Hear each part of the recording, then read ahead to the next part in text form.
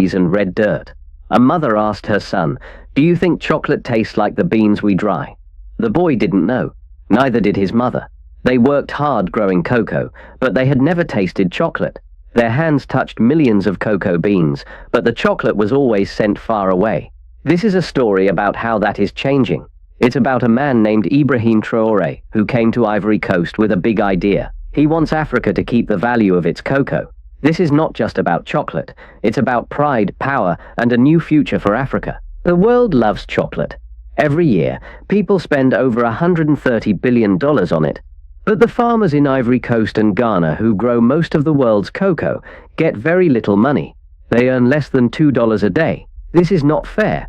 It's part of a system that takes cocoa beans from Africa and makes money for others in places like Europe and America.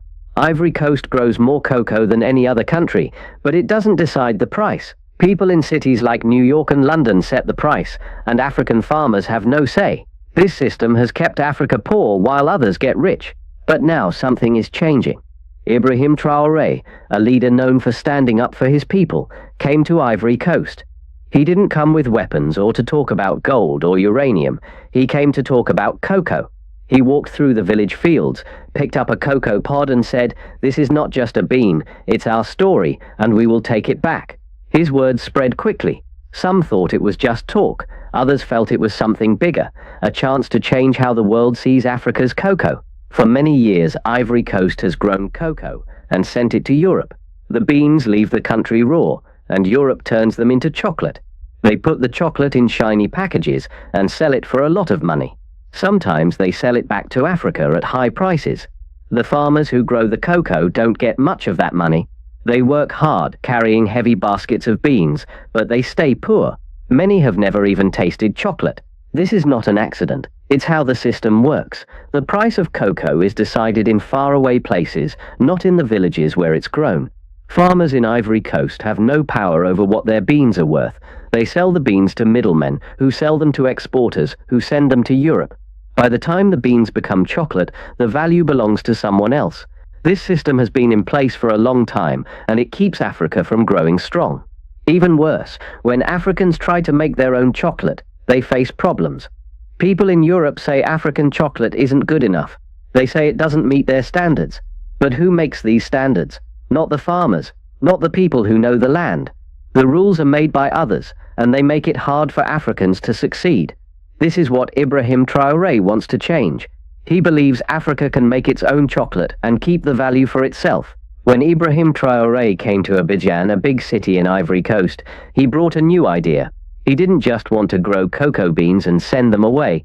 He wanted to build factories in Ivory Coast to make chocolate. He wanted Africans to roast the beans, grind them, and wrap the chocolate themselves. He wanted the world to see that Africa can make something great. This wasn't just about making chocolate. It was about taking back control. Traoré walked through the cocoa fields like he belonged there. He talked to farmers, young people, and elders. He listened to their stories. He saw how hard they worked and how little they got in return. He told them, "We grow the cocoa. We should decide what it's worth. We should taste what we make." His words gave people hope. They started to believe that they could do more than just grow beans. Behind Traoré were people ready to help. There were engineers who knew how to build machines. There were farmers who understood cocoa better than anyone. There were young people who wanted to learn how to make chocolate. Together, they started small.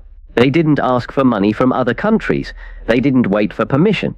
They began building factories and cooperatives, groups where people worked together to share the work and the profits. In a village called Duplay, something special began. Duplay is a small place with no streetlights or paved roads, but it's surrounded by cocoa trees. A group of 11 women and 4 men decided to try something new.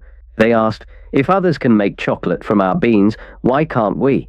They didn't have a factory or a lot of money, but they had courage. They borrowed a grinder from a rice mill and used clay ovens to roast their cocoa beans. They wrapped their chocolate in banana leaves. The first chocolate bars they made were not perfect. They were rough and sometimes bitter, but they were proud because the chocolate was theirs. They sold their first bars at a local market for 600 CFA francs, which is about $1. One woman cried when someone bought her chocolate. She said, "I used to bend over to sell beans. Now people stand to buy my chocolate." That moment changed everything.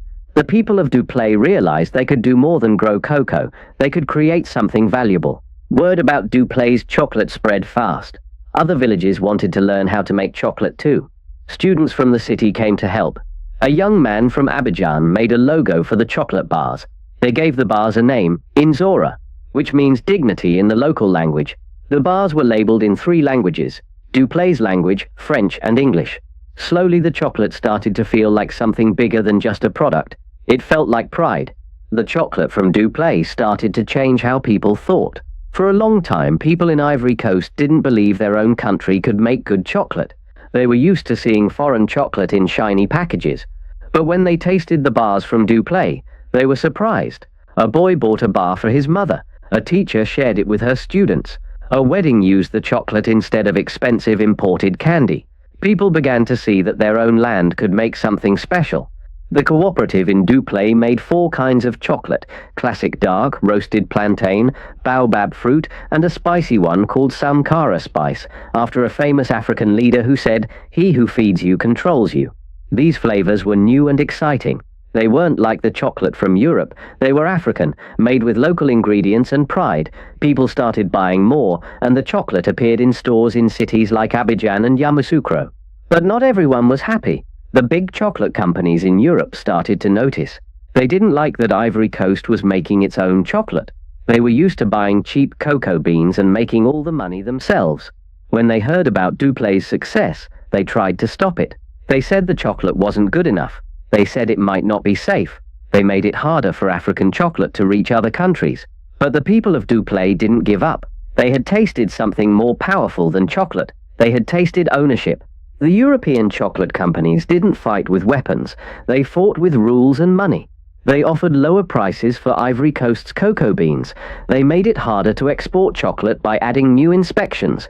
They sent people to help the farmers, but their advice was always the same: keep selling raw beans, not chocolate. This was their way of keeping control. They didn't want Africa to make its own chocolate because that would mean less money for them. But Ibrahim Traoré and the people of Ivory Coast were ready to fight back, not with anger, but with action. Traoré called a meeting under a cocoa tree, not in a fancy hotel. He listened to the farmers. A grandmother asked, "Why are they afraid of our chocolate?" A young girl said, "Maybe because it's better." Traoré smiled and said, "This is how we take back our power, not with loud words but with small steps." Those steps were the factories, the cooperatives, and the pride of making something themselves. The people of Dupleix kept going. They sold more chocolate, and other villages joined them. They didn't need Europe's approval anymore. They were making chocolate for Africans by Africans. A cafe in Ghana wanted to sell their chocolate. An airline asked for samples to serve on flights. For the first time, African chocolate was traveling the world, not as raw beans, but as finished bars. This was a big change, and it scared the big companies in Europe. The chocolate revolution started in one village, but it didn't stay there. Other villages in Ivory Coast began making their own chocolate. They learned from Dupleix and started their own cooperatives. In Ghana, young people built factories that used solar power to roast cocoa beans. In Nigeria, chocolate makers worked with fashion brands to create gift boxes. In Senegal, people started tours to show visitors where the cocoa came from. The revolution was spreading across Africa. Ibrahim Traoré saw this and wanted to make it stronger. He called a big meeting in Yamoussoukro, the capital of Ivory Coast. Leaders from Ghana, Togo, and Burkina Faso came. They made a bold promise: no cocoa bean will leave Africa without being turned into something valuable by African hands. This was a big moment. It meant Africa was ready to take control of its cocoa, not just grow it for others. To make this happen, they started new projects. They built 4 new chocolate cooperatives in different parts of West Africa. They created a center in Bouyer, a city in Ivory Coast where scientists could study how to make better chocolate. They also made an online store so people around the world could buy African chocolate directly. These steps showed that Africa was serious about owning its cocoa and its future. The big chocolate companies in Europe didn't like these changes. They tried to make things harder for African chocolate makers. They said African chocolate didn't meet their rules. They stopped some shipments at ports, saying they needed extra checks. They offered money to help small farmers, but only if they agreed to keep selling raw beans. These were all ways to keep Africa from growing strong, but the people of Ivory Coast and other African countries didn't stop. They had tasted their own chocolate, and they knew it was good. They didn't need Europe to tell them what was valuable. They kept building factories and making chocolate. They worked together, sharing ideas and helping each other. The revolution wasn't just about chocolate anymore, it was about believing in themselves. In Ghana, young people used technology to track their cocoa from the farm to the store. In Nigeria, chocolate became part of fancy gift boxes. In Senegal, tourists came to see where the chocolate was made. Across Africa, people were starting to see that they could create something great. They didn't need to send their cocoa away. They could keep it and make it their own. Ibrahim Traoré had another big idea. He wanted to protect African farmers from the ups and downs of the cocoa market. He proposed a special fund called the Pan-African Cocoa Reserve Fund. This fund would use money from African countries to make sure farmers got fair prices for their cocoa. It would also help build more factories and train more people to make chocolate. Traoré said, "We grow the cocoa. We should decide its value. We will no longer follow rules made by others." This idea made some people nervous. The big chocolate companies and markets in Europe didn't like it. They were used to controlling the price of cocoa. When Africa started to take control, they got scared. The cocoa market in London went down, and some people blamed it on problems in Africa. But the real problem was that Africa was becoming independent. By 2027, African chocolate was being sold in stores in Ghana, Nigeria, and South Africa. It wasn't just in small markets anymore, it was in big supermarkets. People were proud to buy chocolate made in Africa. Bloggers wrote about it, and airlines served it on planes. The world was starting to notice that Africa could make something great. The chocolate revolution wasn't just about cocoa. It made people ask big questions. What else was Africa giving away? Cotton was sent away raw and came back as expensive clothes. Coffee was roasted in other countries and sold back for more money. Gold was mined in Africa but stored in European banks. Even music and culture were taken and sold by others. The chocolate revolution showed Africans that they could take control of all these things. In Burkina Faso, a new school course taught students how to turn raw materials into finished products. In Ivory Coast, high schools started teaching about chocolate making alongside science. In Ghana, new laws made it easier to sell finished products like chocolate instead of raw beans. In Senegal, people worked to protect traditional flavors so others couldn't steal them. These changes showed that Africa was ready to create, not just grow. Ibrahim Traoré spoke at a big meeting in Addis Ababa, the capital of Ethiopia. He said, "They were afraid of our gold, now they're afraid of our chocolate.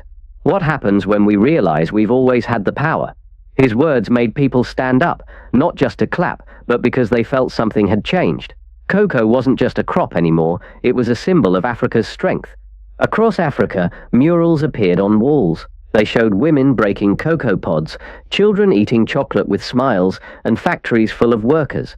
In one village, someone painted the words, "No more exports without excellence." This meant Africa would no longer send away its raw materials.